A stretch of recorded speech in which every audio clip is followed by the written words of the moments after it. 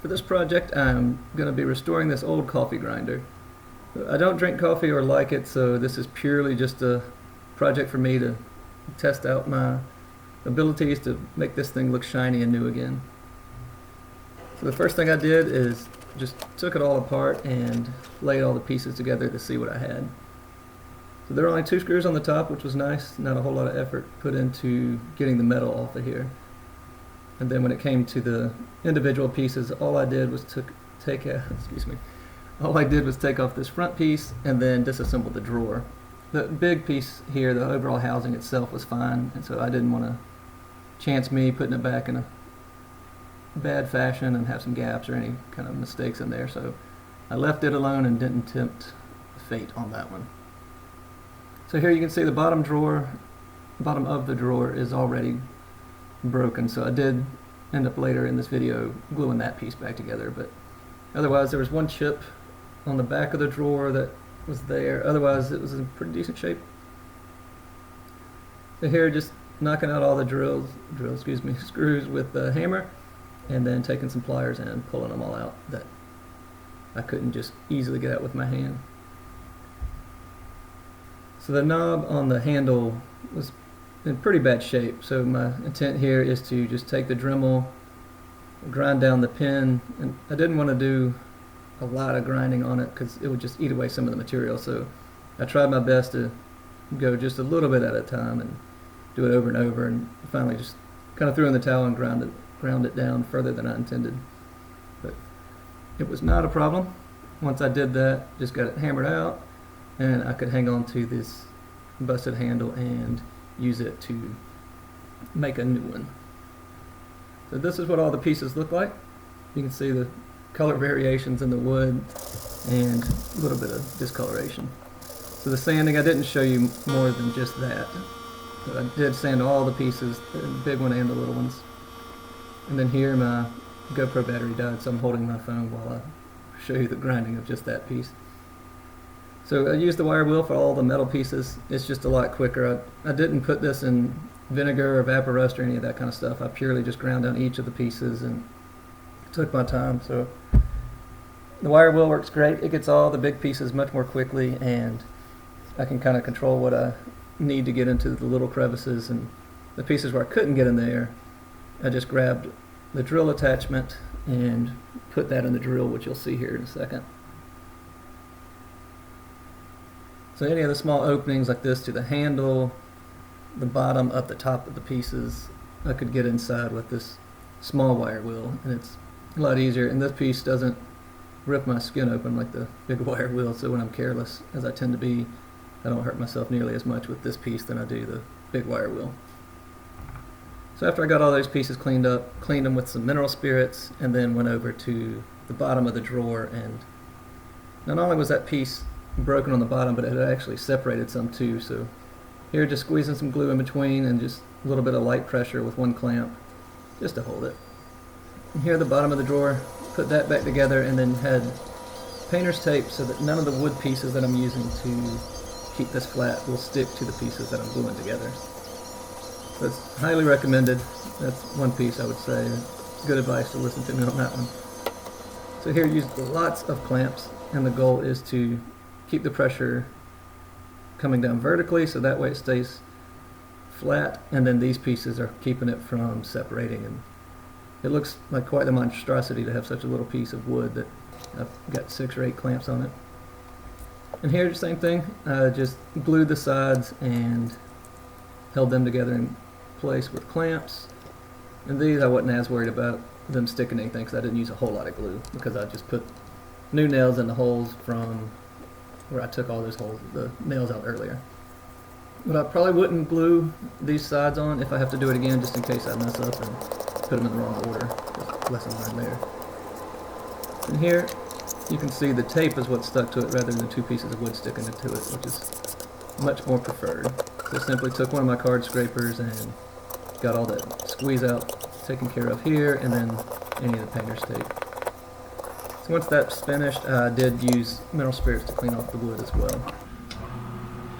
And now I'm putting my focus over to building a new knob.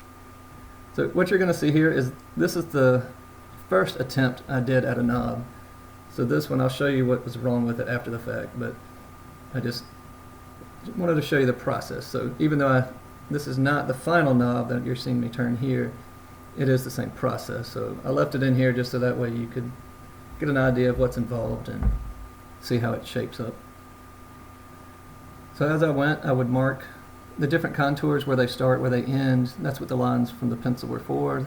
And then as I'm going, I would use the calipers to judge the thickness of the original and then match it up with the piece of wood that's on the lathe. So I tried my best to make sure I didn't go too thin on it or leave a piece too thick, which I'm kind of glad I messed up on it, because you'll see when I get finished that it didn't turn out quite as pretty on the first one as I wanted. But again, the second one, which is the final one, did work out well, and I'm pretty pleased with it.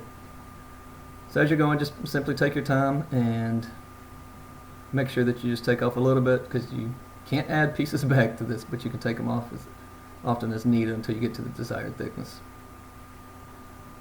Once I had it down, I just went from 120 up to 400 grit sandpaper. Once that was finished, this is where I messed up. I used just a standard drill bit and didn't take my time, and you could kind of see that drill bit was wobbling from the start, and I should have paid attention, and I just got careless and sloppy. So after that, excuse me, used a countersink bit, so that way it would make a little bit bigger opening here, and when the pen goes down, the head of the pen will sit right inside there. So afterwards, just kept it on the lathe so that way I could get it stained, and then once that was finished, I was able to simply take the parting tool and get it off. But the color looks like it's a lot different there, but it wasn't too bad. Again, this was the first one that I trashed, and I'll show you why. So once I use the parting tool, just have my hand there to make sure I catch it. And you can see here, the first one, this is not the final one.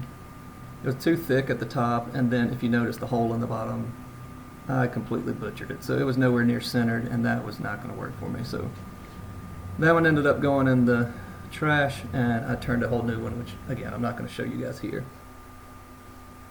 So at this point, simply put the nails back in, new nails, excuse me, in the holes that were there. But the time lapse on this actually makes it look pretty cool. So one or two of these did give me a little bit of fits, but it works in the end. So any new holes that I had to do, I made sure that I pre-drilled, because I don't trust myself to not split the wood. I can't remember if I actually split the wood there or if that was a piece that I just needed to glue anyway. Anyway, the shop supervisor came in, gave me the thumbs up. Everything was looking pretty good. So as all the glue was drying, I went over, grabbed a file, and just kind of ground down just a little bit of the grooves here, because they were really dull, and if somebody ever does want to use this as a grinder in the future, this will at least make it a little bit easier for them, because I don't think much grinding was going to happen. So after all that was done, I cleaned it with mineral spirits again, then took it outside and just sprayed a clear coat over all of it. And from there, it looks like I've got my video out of order, so just bear with me here. But the knob, it had a screw that was, or excuse me, a nail that's already mounted in it. So that I just simply put right back in the way it was and hammered it down flat. So just pretend we have a DeLorean and we're going back in time here for my out of order videos. So once I got everything assembled back together, cleaned it off with mineral spirits first, then put this stain on here, which I use espresso stain, because, you know, coffee grinder, espresso. Anyway, dad joke. Got the stain put on there and let that dry for a little while, cleaned off all the excess, and then took it outside and sprayed a spray varnish on it this time, which I haven't used. Typically I use a brush on, but this I figure give it a shot, see what's going to happen. So I ended up using a good 3 coats, kept all the coats pretty light on here, and then after the second and third one, gave it a really, really light sanding, and then put the final coat on there. So it worked out pretty well, and here's the final knob. You can see that this one, the shape looks a little bit better, and the hole is actually in the center as it should be. So that countersink bit lets that pen fit right in there nicely. So it's pretty snug, so I hammered the outside of it first just to make it where that pin would stick out of the top just a little bit, and then from there turned over the ball peen and hammered it down so that way the pin would stay. It still has enough room so that the knob will turn as needed. Now all the pieces are ready, just getting ready to assemble it, and you can see the two little divots that the top sits in so that it doesn't turn at any point. And assembly was pretty easy. For the most part, it's just the trickiest part is just getting the actual grinder to come back up. So holding that with one hand and then getting all the pieces screwed on top is the only tricky part of the entire situation.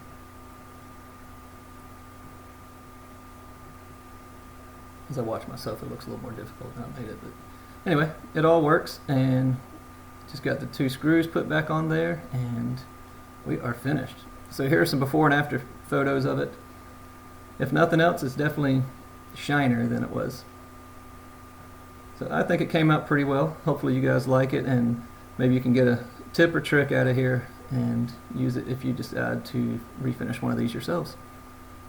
And I really am pleased with the work I did on the knob, and if you think I did a good job, have any comments or any questions, certainly feel free as always to send me comments. See ya. Thanks for watching.